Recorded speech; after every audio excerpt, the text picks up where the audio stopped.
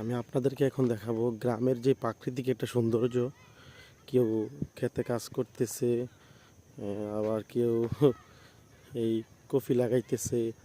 দেখেন গ্রামের একটা প্রাকৃতিক যে সৌন্দর্য, এটা একদম মনোরম, যেটা আসলে অন্য কোথাও পাওয়া যায় না। ওই যে ওইখানে দেখতেছেন একটা লোক কাজ করতেছে, হ্যাঁ, কফির চারা লাগাইতেছে। হ্যাঁ, আসলে গ্রামের সৌন্দর্যটা অন্য কোথাও পাওয়া যায় না। এখানে আলু চাষ করা হয়েছে, আলু লাগিয়েছে। আমার সামনে দেখতেছেন রাস্তার কিনারায় কত সুন্দর লাল শাক, যেটা আমরা শহর থেকে কিনে খাই। আবার ওই সামনে কিছু মানুষ, তারাও কাজ করতেছে জমিনে।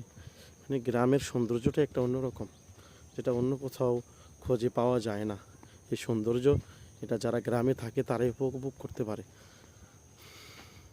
ওই যে দেখেন আরেকজন এই যে কোদাল দিয়ে মাটি কাটতেছে, দূর থেকে দেখা যাচ্ছে।